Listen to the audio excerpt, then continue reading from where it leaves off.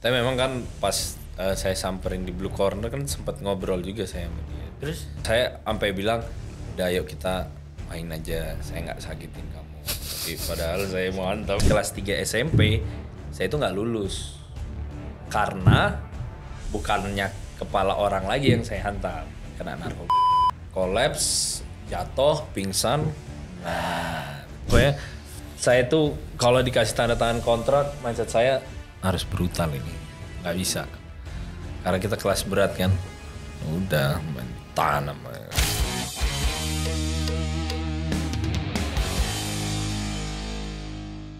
And now, fighting off the red corner, weighing in 83 kilogram, standing in 172 centimeters, the most anticipated fighter from the influencer boxing scene in Indonesia, representing Balikpapan, Kalimantan Timur, Indonesia.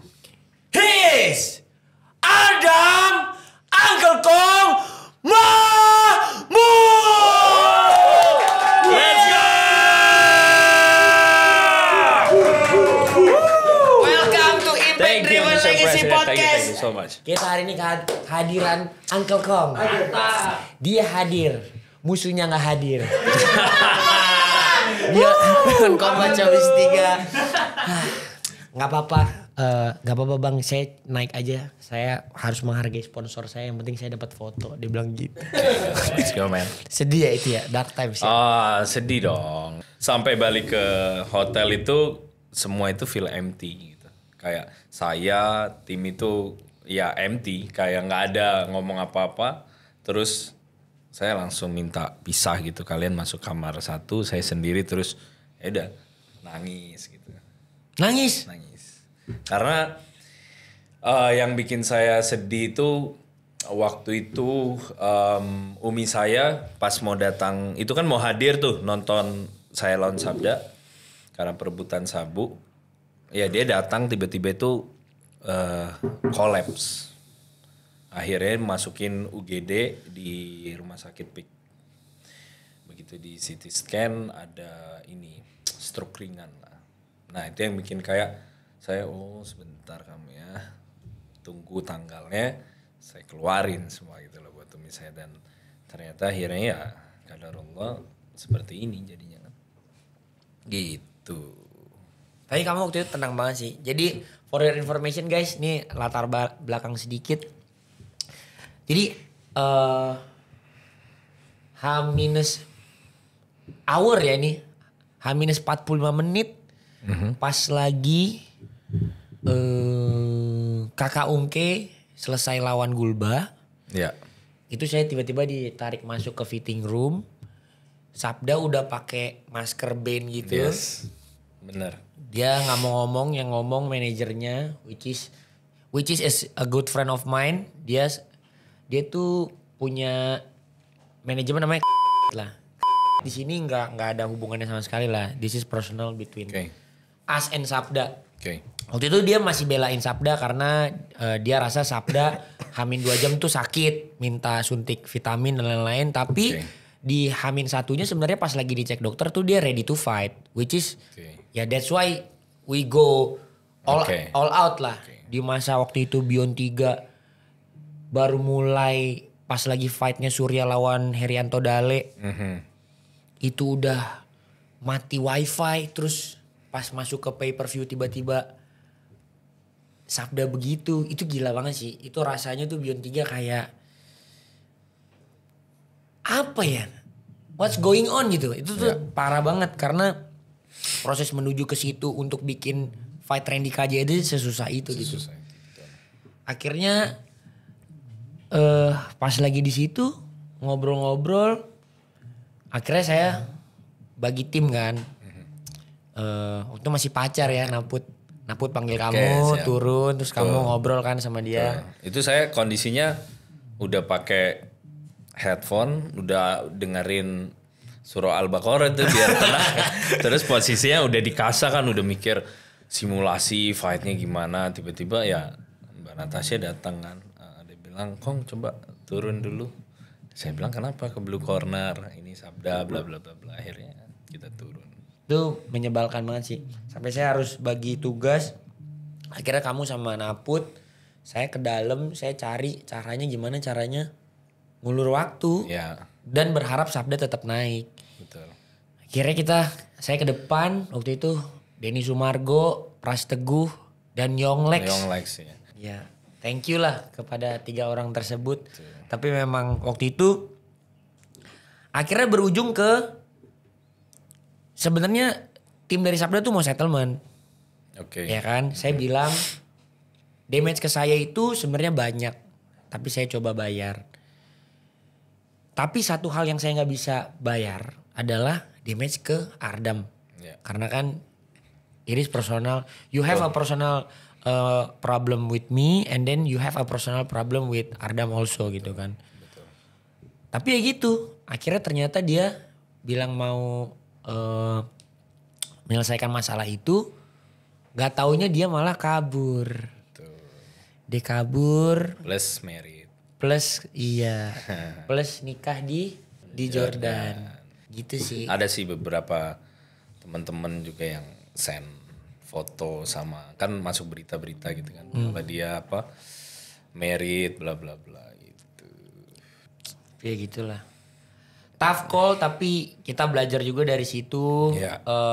Sekarang kita udah ada, setiap ada fight yang ringkih, match up-nya biasanya kita udah ada penggantinya juga. Betul. Tapi emang sedih banget pada saat itu bahwa memang Sabda yang benar-benar pengen lawan kamu. Dia yang pengen benar-benar lawan kamu. Terus baru maaf. Saya ada lihat reelsnya itu dia samsakan terus muka saya ditaruh di samsak itu. Baru dia yang kabur.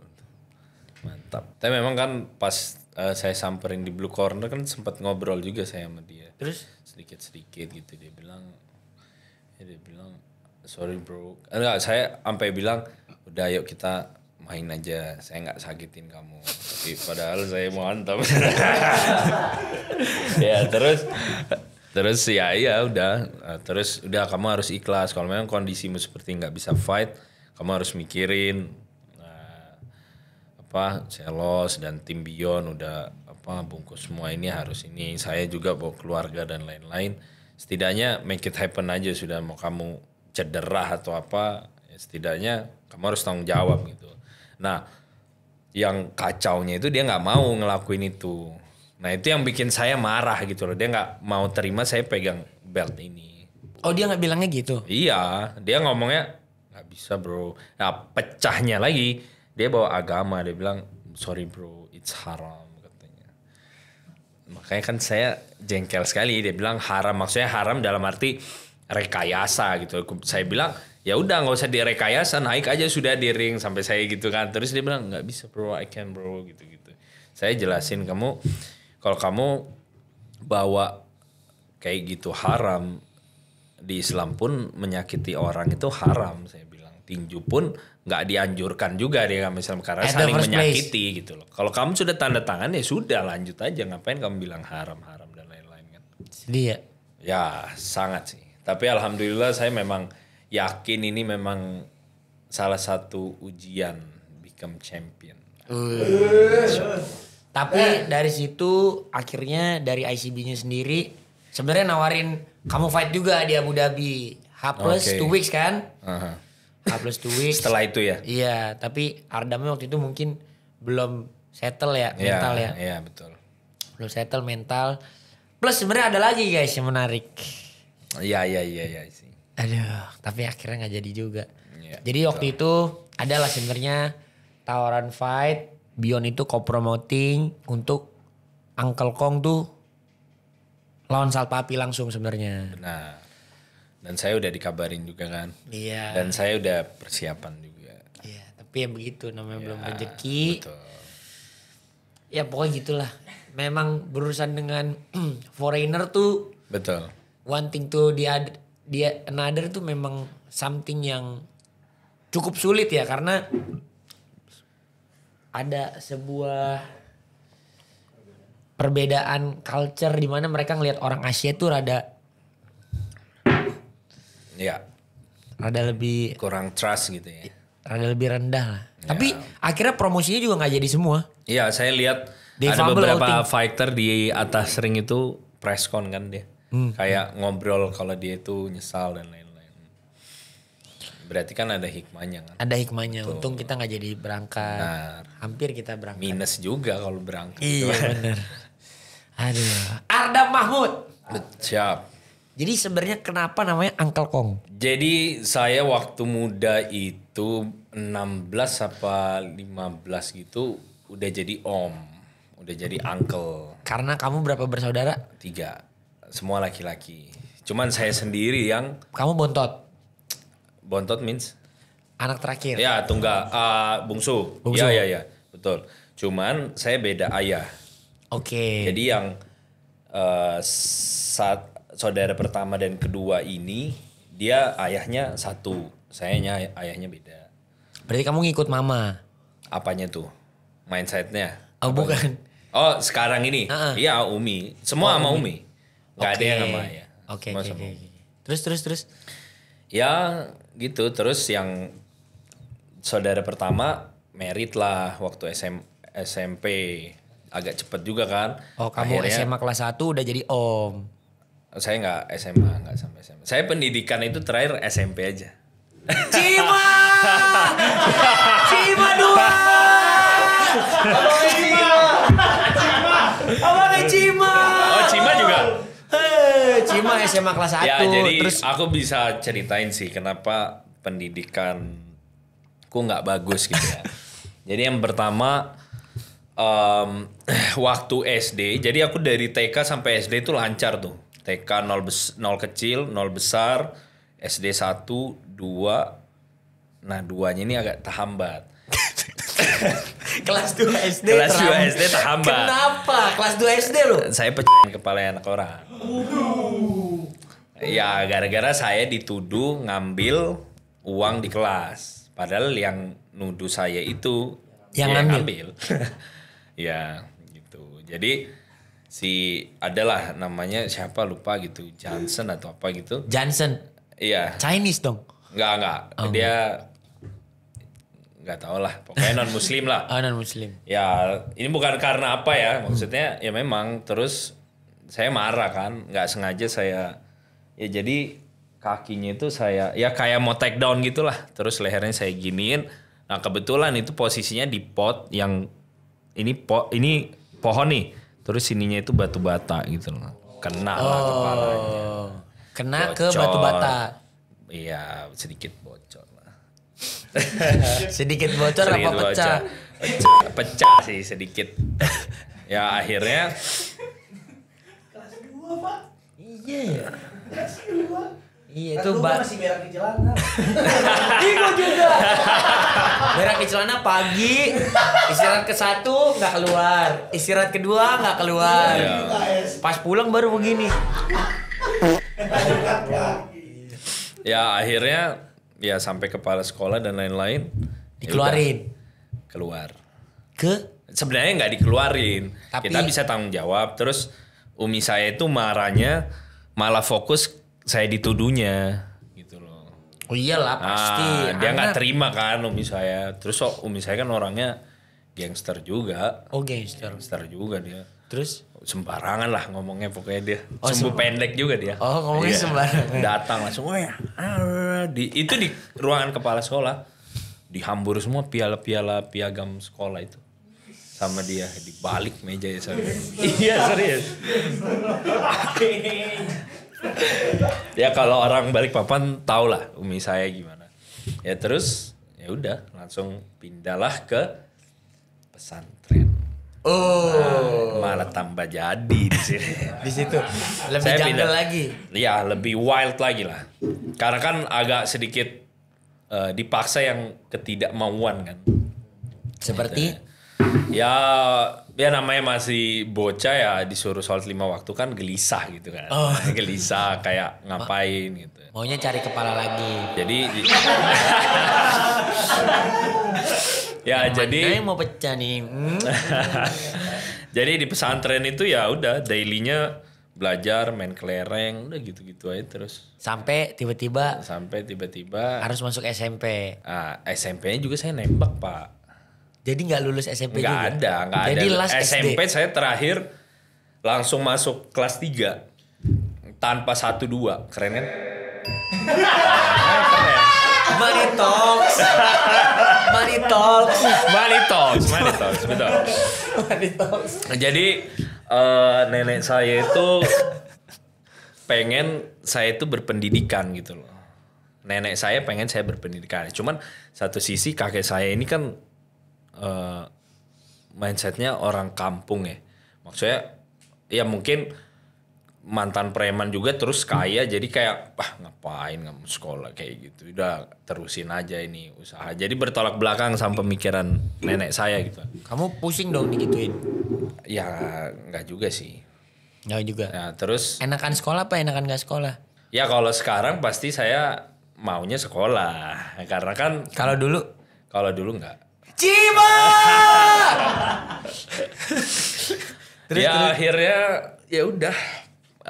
Saya ini nggak apa-apa ya, lebih terbuka lagi. Nggak apa-apa lah. Nah pas kelas 3 SMP saya itu nggak lulus karena bukannya kepala orang lagi yang saya hantam, tapi bukan berantem ini, tenang, bukan berantem, kena narkoba. Nah betul, kena narkoba. Akhirnya tiap hari itu saya datang ke sekolah itu tidur terus. Datang nih, masuk, taruh tas, tidur. Karena begadang kan. Paham lah ya, paham. Jaga rumah dong. Jaga rumah. Bel bunyi, bel pulang bunyi, ya udah pulang. Udah gitu terus sampai ada momen di mana guru-guru ini ngelapor lah ke kepala sekolah. Kayaknya Ardem ini ada sesuatu yang nggak normal lah. SMP tuh ya? SMP. Ya akhirnya dengan dia bagus juga sih, saya berterima kasih juga buat guru-guru SMP saya karena dia orang tua saya tahu kalau saya kayak gini gitu loh. Kalau nggak tahu kan. Jadi itu orang tua nggak tahu? Nggak tahu lah, masa tahu? Kalau tahu ngapain? Tapi kenapa pelariannya ke narkoba? Umi saya itu hire supir. Oke. Supirnya yang kenalin. Bang. Nah itu dia. Tapi Kamu bang.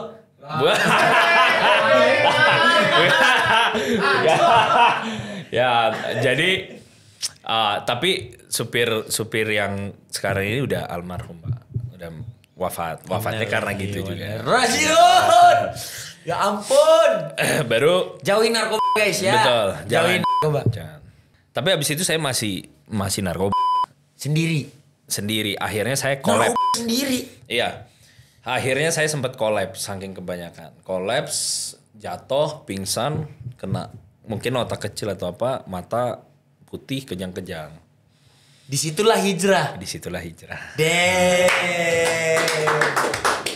Ternyata cerita-cerita yang dulu di TPI MNCTV itu real. Iya. Masih jalan, iya hidayah MNCTV itu real ternyata ya. Ya gitulah intinya. Pakai sendiri. Ya dengan dosis yang Nyari tidak apa dulu? Pakai sendiri tuh nyari apa? Karena kan kalau dilihat di iya, berita-berita iya. kan orang narkoba tuh rame-rame. Dan mungkin bisa dibilang ya nggak nyari apa-apa sih, karena udah kena dengan Enak. almarhum supir ini, terus udah ketagihan. Enak berarti. Nah dari situ saya jadi bisa dibilang ya nggak pro sih, masih amatir gamer lah. Kencang terus belajar itu waktu itu, belajar game Dota. Oh Dota. Sampai kompetisi di Samarinda menang. Abis Dota main apa lagi? Mobile Legend. Ya kalau dulu ya Point Blank, Dota 1. Dulu saya PC, saya fokus PC. Ya ampun. Ardam. Counter Terus Strike. Counter Strike. Itu semua sampai kompetisi semua. Yang competition itu fokus ke Dota 2. Dota 2. Yes. Apa heromu? Saya mid laner. Kayak Storm Spirit, Shadow Fiend, macam-macam lah. Lu ada yang main Dota 2 gak? Ya kalau gak ada ya udah gak usah ngaku. Yang jago itu sebenarnya yang jago itu sebenarnya saudara pertama saya. Oh jadi ngikut dia main. Saya ngikut dia, jadi Tapi otodidak sama dia. game bantu buat rehab dari narkoba. Oh tidak Pak, justru itu dopingannya. Narkobanya apa? Iya. Astagfirullahaladzim. Tapi setelah itu nggak sampai situ. Setelah itu saya udah dampak itu terus pindah ke yang lain. Green. Habis green terakhir pindahlah ke karpet, puzzle. Aduh. Nah, habis itu udah saya sebenarnya momen saya hijrah itu bukan kejang itu sih. Momen saya hijrah itu malah saya ada momen itu dimana kayak hampir mau mati, Pak. NDE itu ya, near death experience tuh. Hampir mau Tapi mati belum sampai ngelihat malaikat apa itu kan ada kan yang mati-mati suri. Saya alhamdulillah bukan gitu. Saya ditegurnya sama Allah itu kayak ya merinding tiap malam itu. Parnoan kayak ini something wrong ini nggak jelas sudah kan. Saya sampai kayak gitu, ini gimana ini ngobatinnya.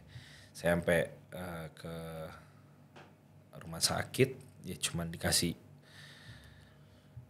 tahu kayaknya perlu obat penenang, tapi saya nggak mau ngambil, takut meletus lagi nanti kan, tambah terpacu lagi. Kurang nih dok.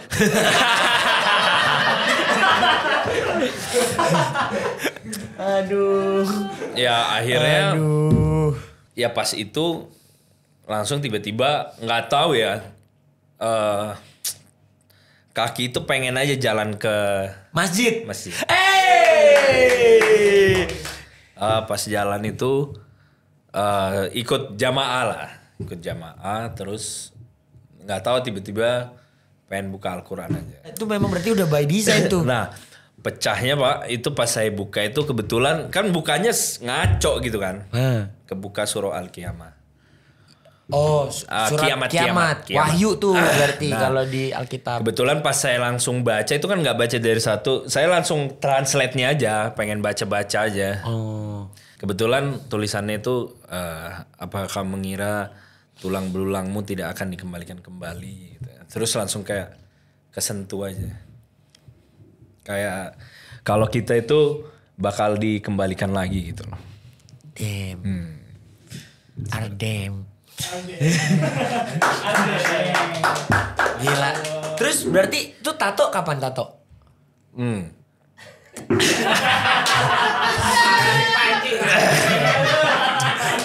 Ini ceritanya beda lagi Pak.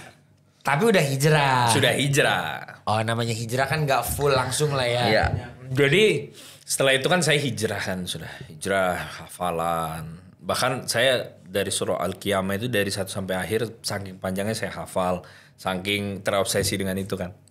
Jangan disuruh baca.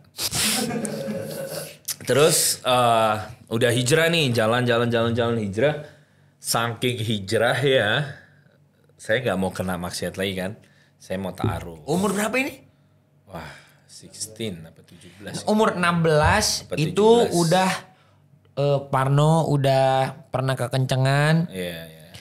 Pokoknya jadi makanya dari umur berapa ya? 16-an lah. 15. Oh jadi 16. Di 1 tahun itu semua terjadi. Puncaknya di situ. Jadi hijrahnya ngegame sambil kencengnya, kolaps kejangnya, kekencengannya itu semua di 2000 berapa tuh berarti? Wah lupa sudah. Sekarang umur berapa? Sekarang 25.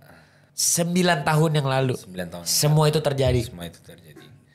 Terus kalau yang tato itu ya ini udah hijrah terus saya mau ta'aruf kan biar nggak kena maksiat. Ta'aruf itu menikah tanpa pegangan tangan, tanpa jalan bareng, tanpa pacaran, langsung ketemu gitu loh. Langsung nikah. Ya pengennya. Cocok tuh tapi pas ketemu. Nah itu dia. Rencananya kan mau ta'aruf tuh. Tapi tiba-tiba ada godaan setan aja jadi jalan bareng dulu. Jalan bareng terus kayaknya ini baik gitu kan. Ini saya minta maaf sama istri kedua ya, soalnya cerita sedikit. Gak apa-apa kan? Jadi ada 2 istri? Kan saya udah cerai Pak sama yang pertama. Jadi... Oke, yang ta'aruf nih yang pertama berarti? Yang pertama.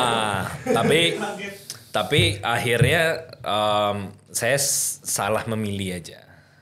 Karena kan nggak milih juga tapi ta'aruf. Nah iya sih. Iya dong, kalau Iya, memilih iya. kan berarti menjalani beberapa journey terus betul, dipilih betul. ya kan. Iya. Kalau ini kan nggak milih kan Iya. berarti. Ya mungkin ada Nggak ya tidak gitulah. cocokan. Ya yang sangat jauh lah dan ada beberapa case ini udah ya pokoknya udah hamil lah dan lain-lain gitu kan udah. Oh, udah nikah. Ya udah married. Terus pas udah marriednya itu yang ketahuan semua. Gitu. Ini umur 16, 17. 16 sampai 17 gitu. Tuh, ya pokoknya istri pertama itu ada ya melakukan sesuatu yang di luar batas lah intinya kayak gitu akhirnya gagal Melakukan rumah sesuatu tangga. yang di luar batas. Di luar batas. Makan bakso kepedesan? Bisa. Baru sambelnya ditambahin begitu pedes. Iya, lewat batas. Aduh, sayang kamu pedes kelewat nih batas. ditambahin lagi. Kamu udah kelewat batas sayang. Ini kepedesan ini nggak apa-apa, kepedesan. tambahin lagi Ya, aja. gitu. Kelewat batas. Ya, gitu. Masak bayam Akhirnya keasinan. betul. Akhirnya tumpahnya bukan karena banyak kuah, banyak sambelnya. Sambelnya adalah Janganlah Pak. Jangan. Ya intinya seperti itu aja lah. Akhirnya stres lagi. Stres lagi. Kembali lagi ke laptop yang kayak awal. Gitu. narkoba lagi. Enggak. Ini enggak. Enggak. Wallahi enggak. Yang Ya, benar, iya. kamu angkat galon dulu.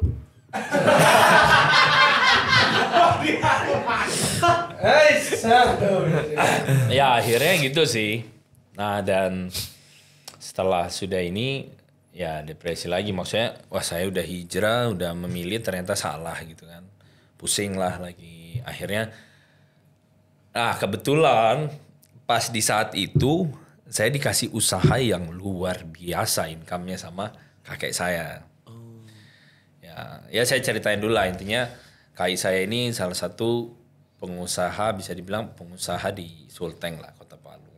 Dia punya tambang lah Oke. dan alat berat dan lain-lain lah. Dia di bidang batu pecah, batu split yang buat tol dan lain-lain lah. Gitulah intinya.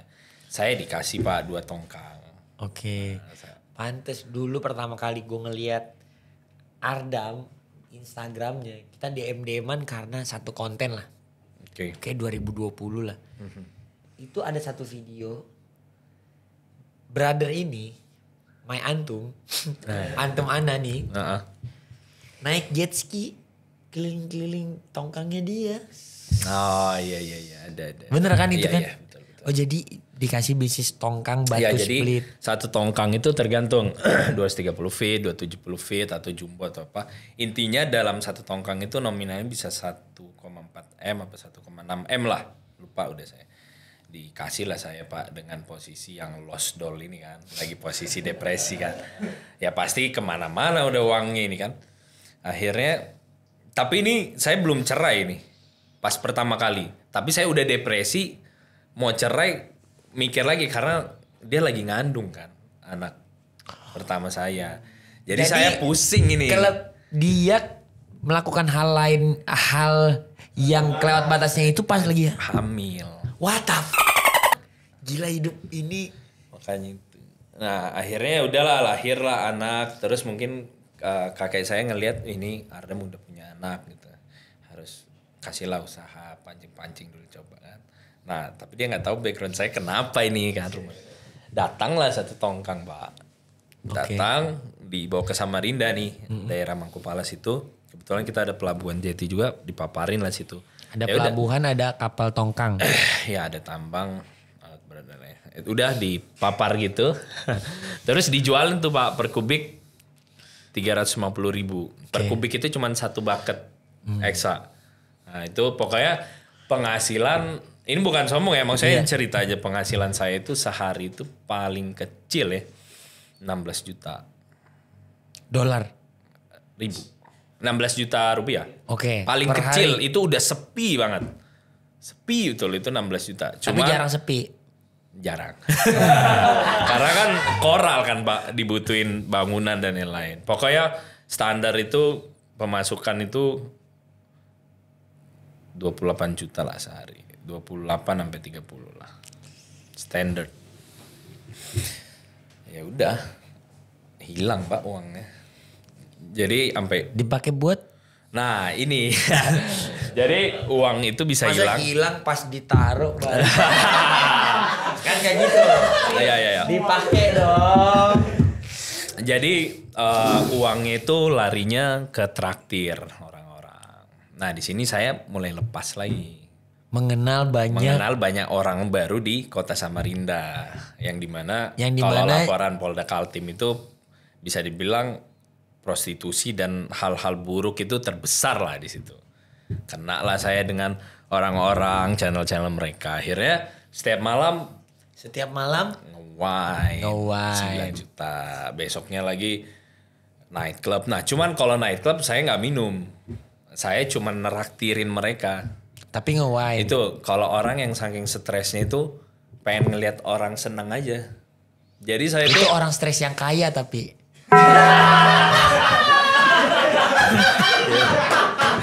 Iya. Iya, kalau orang stres miskin mah jerat-jeratin pala ke tembok.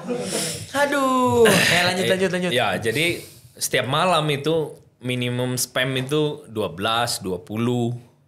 Jadi uang masuk keluar malam itu, uang masuk keluar malam itu buat ini aja panggil. Siapa lagi? Panggil ini. Udah joget aja depan saya duduk. Oh, yang joget nggak mungkin cowok dong. Cowok cewek, cuman ceweknya juga ada. Ya influencer sana juga. Ya, ya gitulah Pak. Ya habis itu udah saya nikmatin aja views itu setiap hari sampai sadar. Sampai sadar. Ya maksudnya sampai puas gitu loh. Puasnya tuh berapa lama? Sampai dikirim 2 tongkang baru udah. Nah kebetulan puncak akhirnya semua itu saya kena COVID. Tapi saya jujur ya saya nggak percaya sih kayak gitu. Cuman karena perusahaan datanglah tes rapid test dan lain-lain positif. Wih saya parno juga waktu itu kan. Sudah stres positif lagi nih. Lari lah saya ke Jakarta. Kuat juga tuh kaki. Iya makanya itu tinggal di ini. Lamation Barito itu. Oh, Lamation Barito. Terus Spam lagi di situ. Spam lagi. oh gitu. Akhirnya sampai titik Itu sadar. udah umur berapa tuh? 20 kah? 21. Terus akhirnya saya sempat mikir kan kayaknya saya nggak bisa kayak gini terus. Dan saya nggak bisa sendiri. Oke. Ya, akhirnya sholat lah. Kembali lagi. Oke. Pertama saya sholat itu posisi balik dugem. Nah, balik dugem itu night club Saking itu. merasa bersalahnya malam itu ngapain? Tapi saya nggak ada. Tapi ya sama dengan hal seperti itu. Tapi saya nggak ada minum kan, makanya saya mau sholat gitu loh. Oh, Nah, kalau karena sah kan? Karena sah. Keadaan posisi kan syarat sholat itu salah satunya keadaan posisi yang sadar kan. Kalau nggak sadar sholat kan nggak diterima kan. Akhirnya sadar pulang. Jadi saya tuh nginap di Hotel Mercure setiap hari. Karena banyak duit. Ya karena uang itu yang dari kakek saya. Jadi saya langsung deposit. Ini 50 juta udah berapa hari hitung sudah tidur. Karena nightclub dekat dari Mercure situ. Sembarangan udah. Apa ya nightclub sudah Mercure? Di Samarinda. Oh di Samarinda. Ya akhirnya udah sembarangan, akhirnya ya udah gitu sadar. Terus saya bilang saya perlu ini pasangan buat saya kembali lagi. Kalau yang ini milih. Kalau ini benar-benar seleksi Pak. Jadi pas saya pulang nightclub saya sholat. Pertama yang saya sholat itu sholat taubat dulu. Oke. Wah banjir. Pas sujud itu banjir lah. Oh. Setelah itu istikharah dan lain-lain. Ya dapat petunjuk aja di mimpi harus.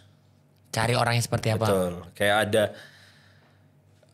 Ya pokoknya ada perempuan aja gitu. Kayak di luar pulau.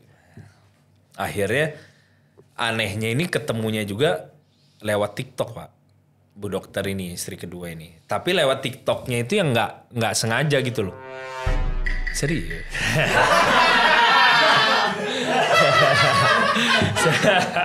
Serius lewat FYP gitu. Terus kebetulan dia juga ya gitulah intinya. Baru ketemuan lah di Semarang. Oh dia orang Semarang. Orang Semarang dan dia dokter gigi ternyata. Tuh. Oh mungkin waktu itu nggak sengaja kan orang Samarinda suka main di Jakarta cari dokter gigi Semarang mungkin. Ya gitulah. Terus kebetulan istri saya ini kan keluarganya berpendidikan semua Pak. Maksudnya tantenya dokter jantung, dokter kulit, ibunya dokter gigi juga, semua dokter pokoknya minimal pendidikan. Saya ini kan nggak berpendidikan Pak. Cuman saya percaya diri karena ada uang. Saat itu. Cuman ya udah. Dia juga nggak tahu ini mau serius tapi gimana ngomong sama maminya kan, sama mertua saya dulu. Karena satu dia udah duda, udah punya anak, terus nggak berpendidikan, apa kata keluarga nanti gitu. Ya alhamdulillah saya sholat, saya beranikan diri datang ke tempat mertua, ketemu. Ya ikhtiar aja Pak, alhamdulillah. Seiring waktu berjalan, silakan. Nah ada pertanyaannya nih. Apa? Apa pas lagi di Samarinda di Mercure pas nengok kiri, tiba-tiba ada tato nih. Oh, lupa. Iya kan Sorry. ya? Enggak Pak. Sorry. Sorry, balik ke situ ya. Oh pas duit hilang atau muncul. Iya bisa jadi ya. Apa digigit Orochimaru ini ya? Ya jadi ya kembali lagi yang waktu depresi kemarin ya istri ngelakuin suatu hal yang melampaui Mantan batas. Mantan istri. Ya akhirnya saya depresi ya saya tato lah di sini. Ini Artinya? pertama ini. Artinya? Artinya ya nggak apa-apa.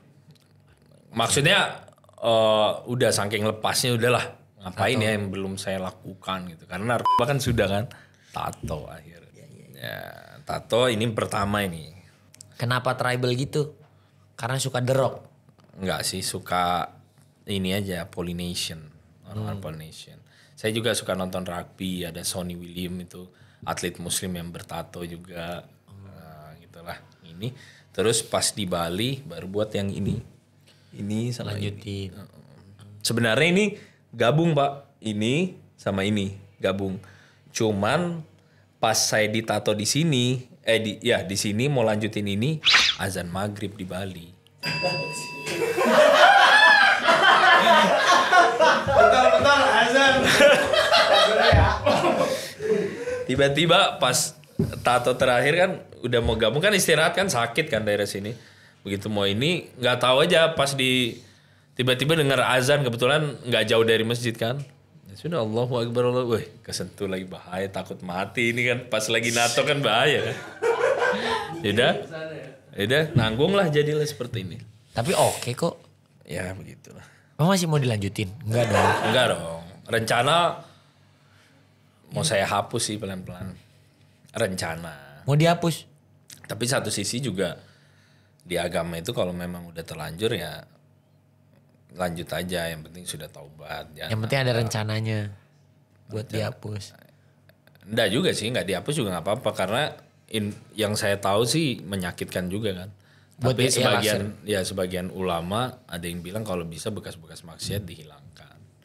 Ya nantilah kita pelan-pelan lah. Soalnya dulu Ardam Beyond 1 pertama kali main juga bilang, saya kan masih pakai headguard nih, boleh nggak saya pakai manset? Mindset. Karena keluarga saya nggak ada yang tahu saya nato. Oh iya betul. Saya sebenarnya paling takut itu kakek saya sih Pak.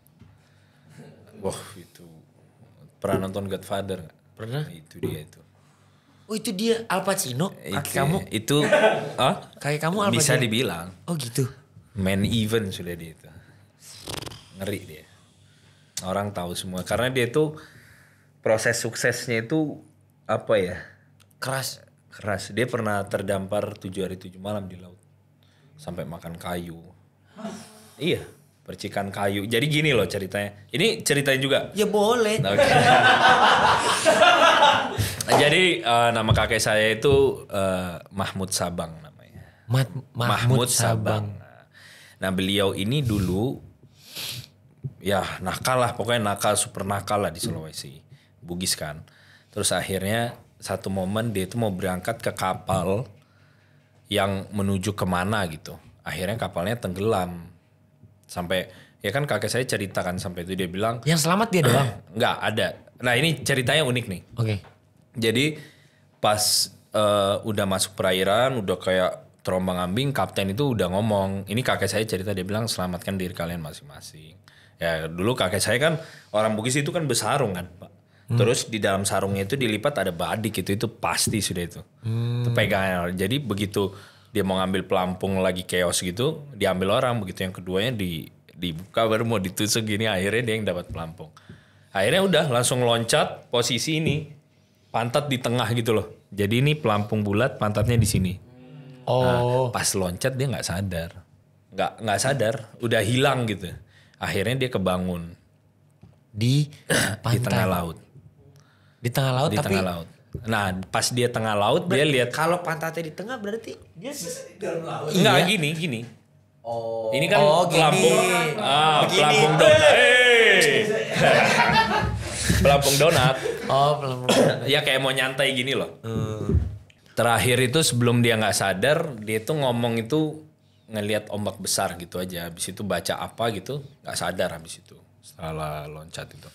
Dan singkat cerita dia bangun, dia pikir dia itu udah mati, udah wafat. Karena di pantai. Dia sampai mukul-mukul muka gitu. Sampai masa hidup sih gitu kan. Akhirnya ya benar hidup. Nah makanya saya bilang dia ini benar-benar disetting sama yang di atas Pak.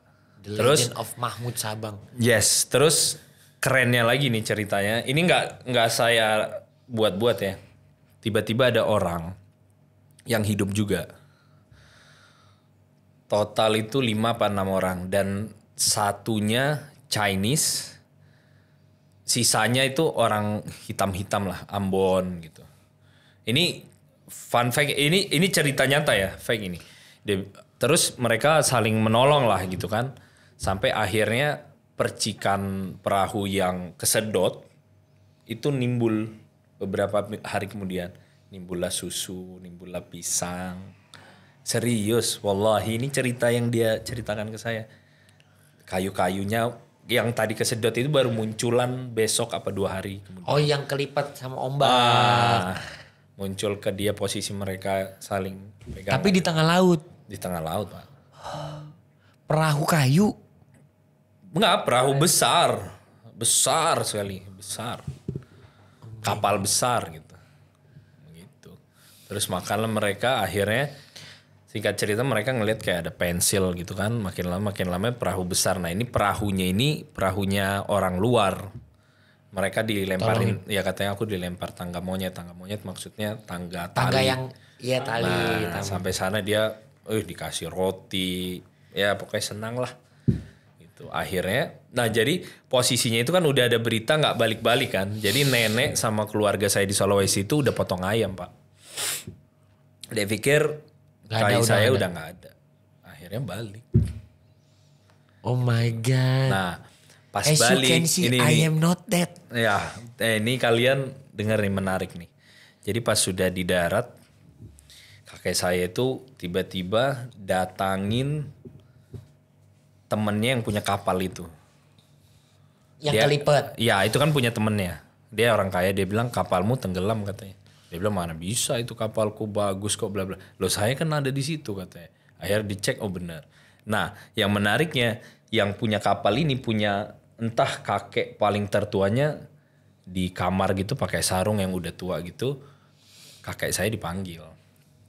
Sini nak katanya. Terus kayak diramal atau apa gitu dibilang. Kejadian ini bisa buat kamu sukses katanya. Akhirnya beberapa tahun kemudian si kakek saya itu ketemu sama yang Cinanya nggak tahu ya, saya lupa itu gimana, intinya yang dia ceritain itu 4 orang Ambon ini ketemu nih. Kakek saya kan udah bagus kan rezekinya yang sesuai itu. Pas ketemu 4 Ambon yang selamat itu di daratan berapa tahun kemudian nggak sengaja ketemu si orang Ambon ini udah pakai emas. Semua orang jadi sukses. Jadi sukses. Karena memang ujiannya itu luar biasa, Pak. Ini yang saya ceritakan sesuai yang dia ceritakan ke saya waktu Lebaran. Seru ya. Legend of Mahmud Sabang. Seperti itu. Nah pertanyaannya, kan umur 16 tiba-tiba jadi om. Ya. Kongnya dari mana? Orang bilang badan saya kayak King Kong. Tegak gitu loh, rapi. Itulah cerita. Iya.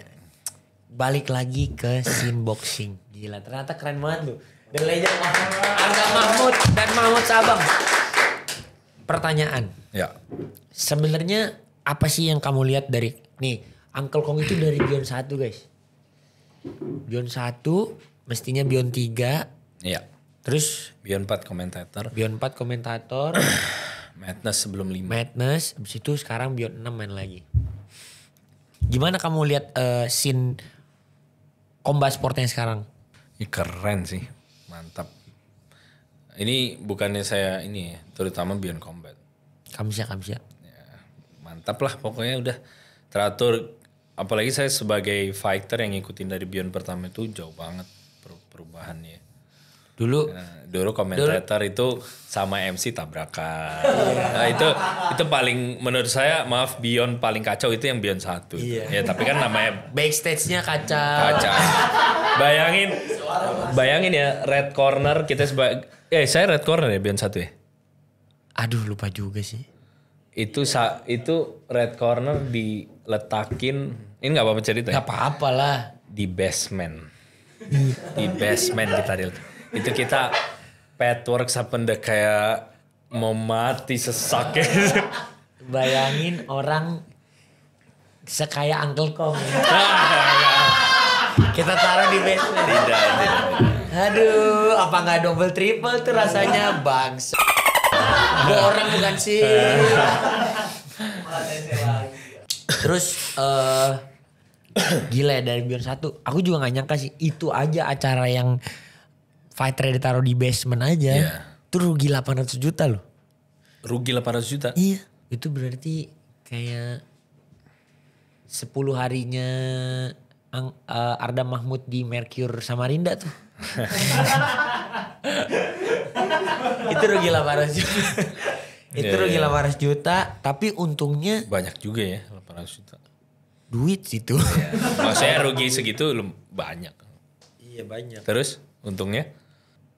Untungnya tapi maksudnya ada suatu hal yang memang masih bisa dibawa ke Beyond 2, ke Beyond 3. Maksudnya masih bisa dibalikin back on track gitu. Walaupun semuanya tuh gak rapi. Ya. Dulu tuh kita saking mau ngehematnya gak pakai vendor campers beneran. Jadi kita minta orang yang jaga alat-alat di BSM. Oke. BSM tuh jadi kayak tempat sewa equipment kamera gitu untuk mereka yang bikin. Lah mereka kan biasa jagain sewa. aja. Terus kita bikin jadi campers ya gitulah jadinya hasilnya. Tapi untungnya clippingnya masih sampai sekarang sih. Kalau Beyond 1 itu yang bisa dinikmatin kayaknya yang offline sih Pak. Yang Yang offline. berada di lokasi. Karena kalau online nggak kurang nikmatin. Iya. Butek Tapi ya. yang paling bisa dinikmatin ya mungkin fightnya saya sama Pak Aris kali ya. Sama Kak Iya, Haji. Hidup namanya juga hidup ya. Kalau orang nyari rezeki. Kalau mau lurus terus nggak bisa. Nggak maksudnya kalau hidup mau berjalan dengan sesuai yang kita inginkan kan nggak bisa. Oh itu maksudnya. Iya maksudnya itu. Namanya kan kadang-kadang ada ombak. Gitu kan. Betul. Tapi kan kalau habis ombak biasanya jadi kaya ya. Amin insyaallah. Terus apa namanya? Tapi gak nyangka banget sih. Maksudnya masih bisa berkembang selama 2 tahun ini sebegitu pesatnya. Pay-per-view model akhirnya semua orang bisa pakai. Terus I really hoping sih. Gak tahu ya. Favorite match-up-mu sebenarnya masih sama apa enggak sih? Favorit matchup buat saya. Iya. Ya mungkin bisa dibilang boleh juga sih. Tapi saya lebih besar lagi Pak. Saya pengen kalau bisa ya ketemu Jake Paul. Jake Paul. Ini kan yang kita dengar kan Jake Paul itu kadang bayar fighter supaya he looks tough or everything but not for me. Kita benar-benar baku hantam aja Jake Paul. Karena dia kan influencer boxer gitu kan. Lawan Saya Tank pengen, loh dia. Hah? Lawan Tank Iya loh lawan dia. Tank. Tapi Di bulan nggak yang jelas sama. rulesnya tahu nggak? Exhibition sama kayak Enggak, waktu itu Logan Paul. ininya kelasnya. Oh iya, Apa? beda 10 Tahu 10 nama kilo. kelasnya? Dia buat sendiri. Apa? Hybrid Pro. Nggak tahu kan? Tapi emang Hybrid begitu. Pro. Maksudnya, Jadi nggak ketemu. ya itu nggak akan mempengaruhi ranking mereka juga. Iya sih. Siapa menang menurut kamu? Ya pasti Tank lah. Masa? Iya. Percaya saya Tank. Paling tapi prediksi saya Tank kayaknya cuman jaga jarak, main-main sampai selesai. Counter uppercut. Tapi ya kalau Jake Paul terlalu kebanyak keluarin pukulan, kebaca masuk salah kayak Ryan Garcia juga. Kena body atau apa. Kena body kayaknya nggak ngaruh dah. Jauh banget kan beratnya. Wih, Tank itu Pak, profesional boxer loh. Ledakannya biar kecil-kecil gitu selesai juga kena. Lanjut. Beyond Combat Showbiz 6. Oke. Personal Ardam Mahmud dulu ngelawan Nidal King Joker. What do you see in that matchup? Yang saya lihat sih, ya ini juga pilihan yang bagus juga sih buat saya. Karena menguji saya juga kan bertemu petarung pengalaman lagi. Terus lagi-lagi lebih tinggi dari saya. Memang kelas saya kan 80-an lebih itu pasti tinggi-tinggi. Tapi ya tetap ya spirit harus ada. Cuman kurang plong aja Pak diketemuin orang baik. Saya suka hajar orang yang jahat Pak. Siapa orang jahat? Ya pokoknya yang jahat aja, tengil, jahat gitu. Trash talk-nya yang tajam itu saya suka itu kayak gitu. Makanya saya ngelihat dia, aduh ketemu saya pengen gendong anaknya kan gak tega juga Pak kayak gitu. Cuman ya kembali lah.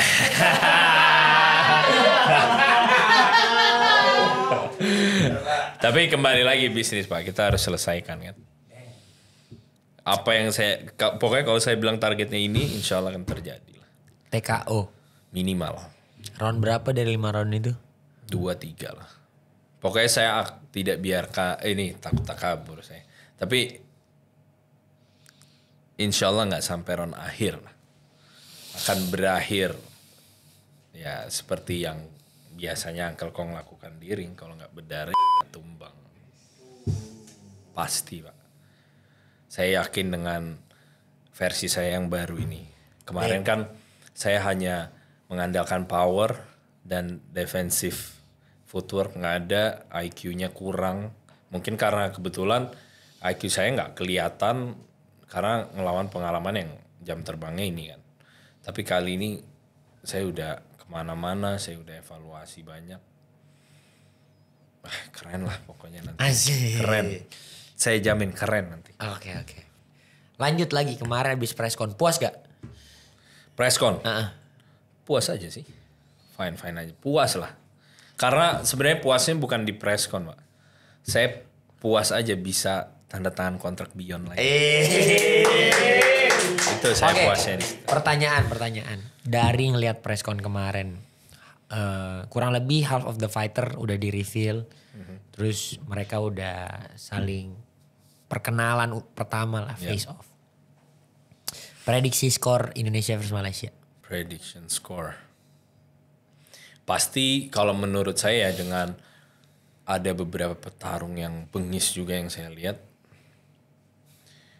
Ya tapi saya berharap Indonesia akan unggul semua Pak. Karena selama saya... Unggul semua tuh berarti berapa skornya? Ditotalin sama yang kemarin? Ya pokoknya kan ada 10 pertandingan. Skornya berapa? Ya saya pengennya 10-0. Pengennya, inginnya. Bersih. Lebih bersih dari 10. Beyond 4 berarti. Ya karena kan ya kita sesama tanah air tuh. Kita berjuang kan, kita berperang gitu. Saya pengen menang. Cuman ya kita tidak tahu mana yang lebih keras latihannya, mana yang lebih tenang nanti di atas ring dengan pressure sebesar Hype Beyond Combat yang baru ini. Itu kan dampak juga ke fighter. Terus siapa yang lebih dekat sama penciptanya itu juga sangat membantu. Ngaruh tuh ya? Ngaruh dong, ngaruh. Saya merasakan itu. Ngaruh. Ya, jadi ya gitu, kita lihat aja. Tapi yang saya pastikan saya akan menang Pak. Pasti, mutlak insya Good luck. Karena Berarti- ICB ini emang sebenarnya saya tuh nggak ngejar ICB sih. Cuman memang Allah itu gerakin hati Mr. Presiden kasih saya ICB waktu itu. Akhirnya karena ke cancel jadi ingin saya dapatkan itu. Apalagi ditambah internasional. Nggak mungkin saya lewatkan lagi sudah ini. All in.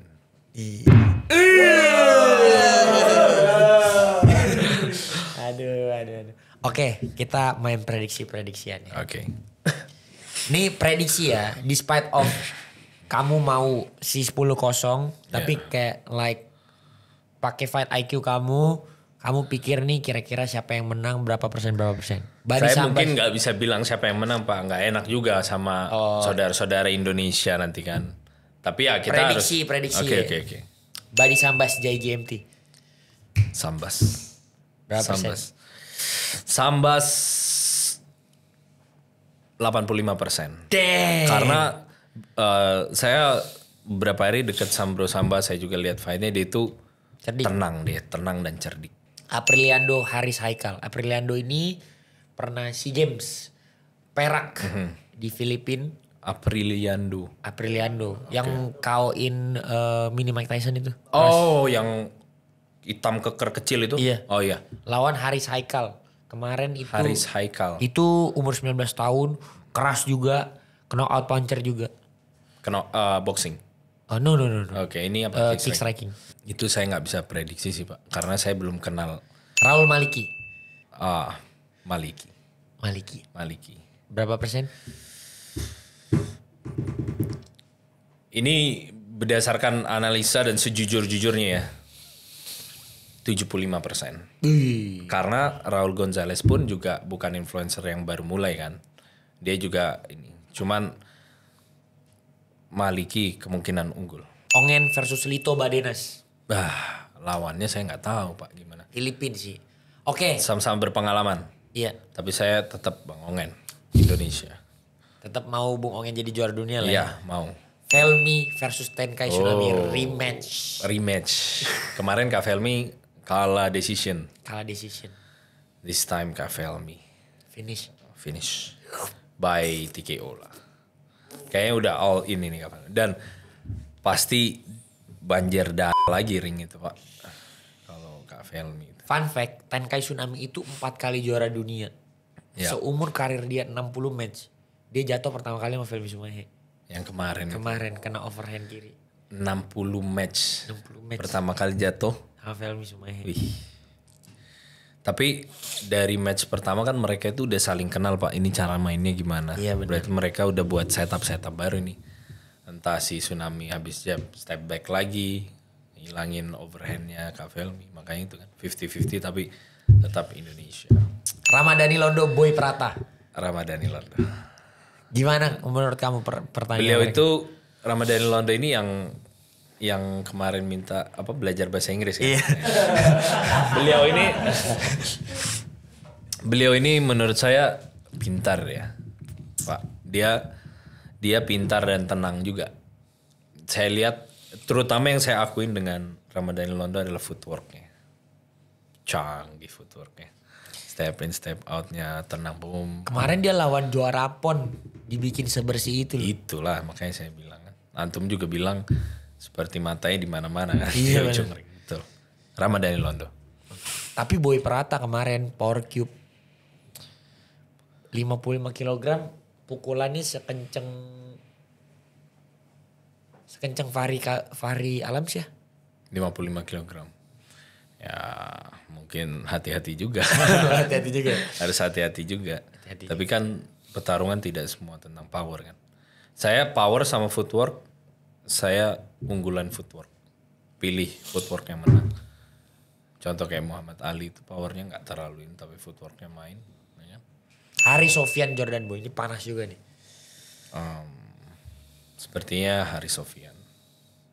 Karena menurut saya Jordan Boy itu fighter yang bagus. Dia prime-nya ngeri sekali di One Championship. Saya juga nonton.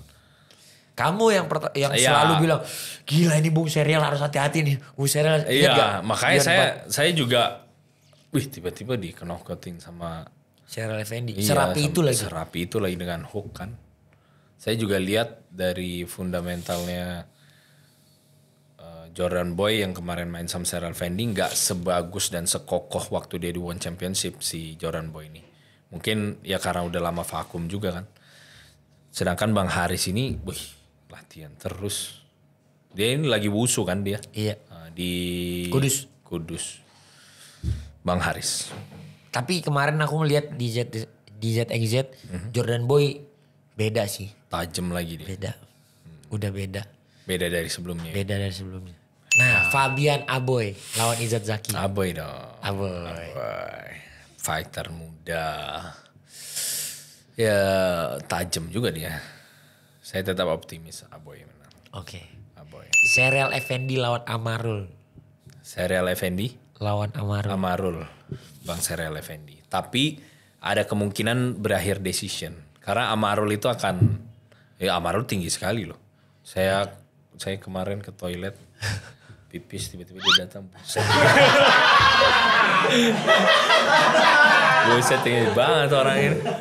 Tinggi banget. Dia kayaknya juga makin tinggi deh. Iya, karena masih Amarul muda. makin tinggi, Maliki makin tinggi, Jaden makin tinggi. Iya.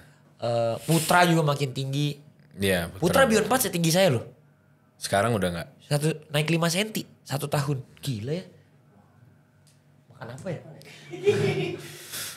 Oke. Kita ke pertandingan satu sebelum kamu nih. Oke.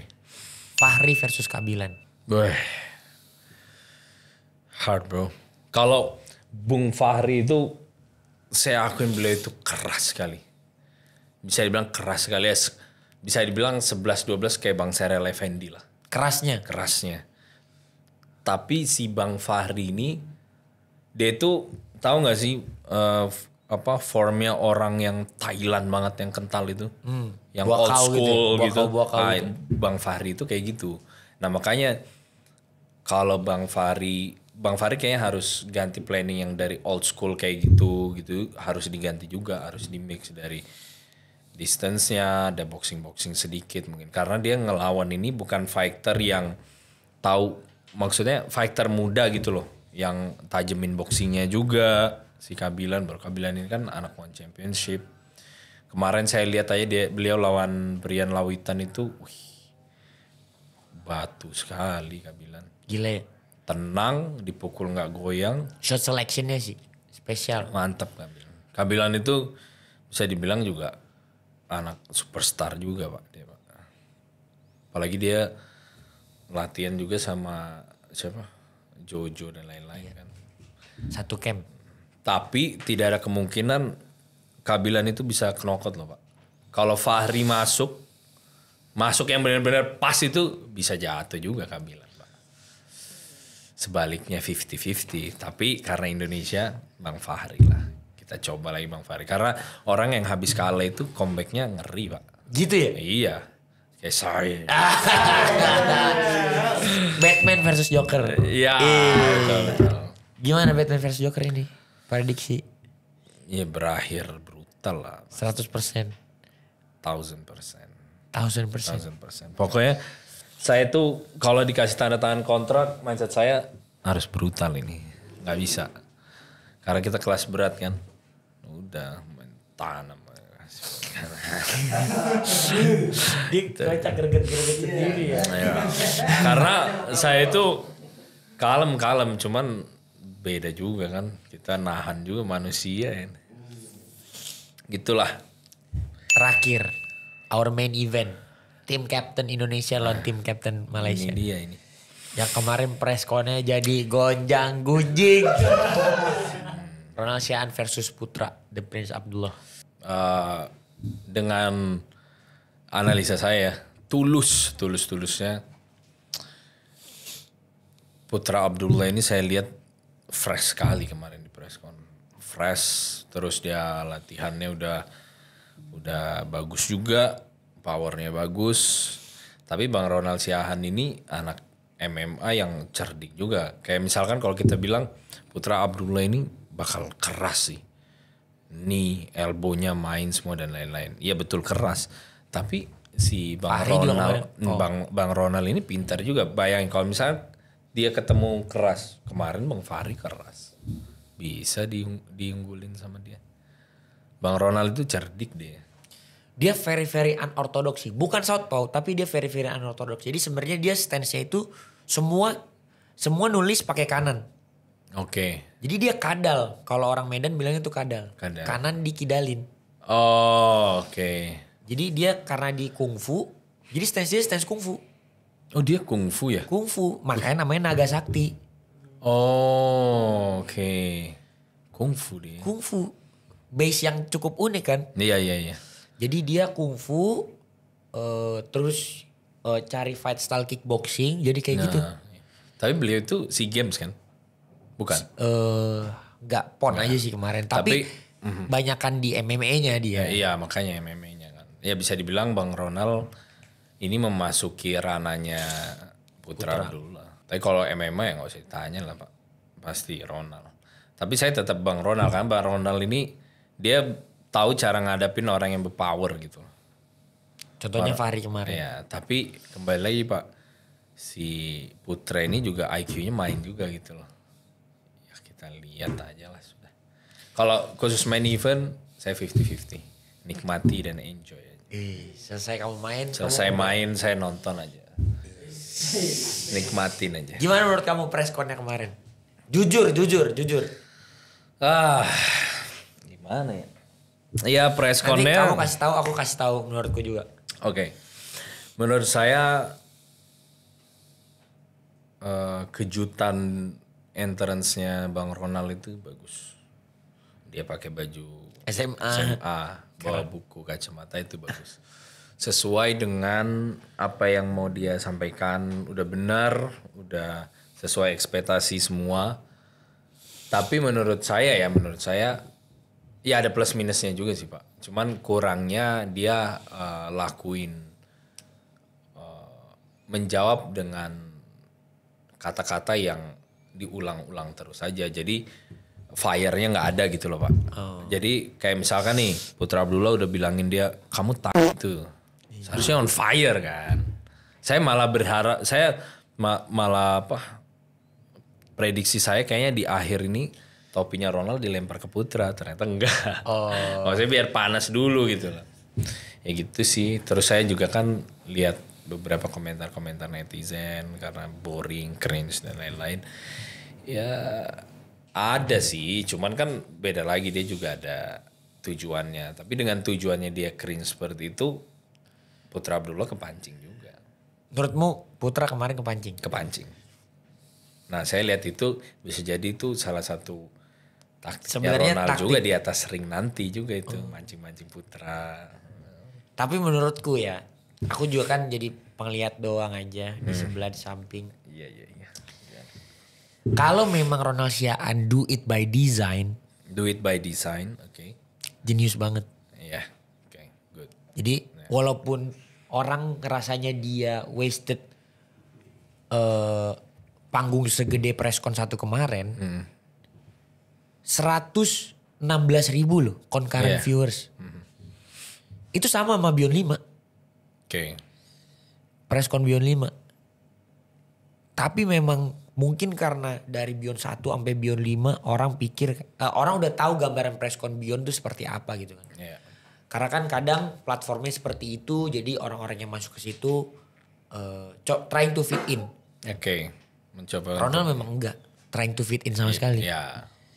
Jadi menurutku what he do gives a different flavor aja to the promotion run. Tapi what he do, he does promote it. Iya. Paham. Jadi tapi sekarang aku jadi ngeliatnya, oh ya memang orang gak bisa dibilang benar atau salah ketika lagi mempromot. Betul. Tapi kalau dia do it by design, apapun lah yang dia akan lakukan setelah ini, kan masih ada face to face atau presscon 1 ya. Kalau dia sengaja bikin itu sih, Pecah. iya. Memang Keren. genius. Keren. Memang genius. Tapi nggak tahu ya kalau hasil pertandingan tuh semua kita cuma bisa ngelihat apa yang akan mereka lakukan. Iya betul. Kalau dilihat dari Bakso. perseteruannya sih, ya memang Putra sih sangat-sangat tidak menganggap Ronald. Iya.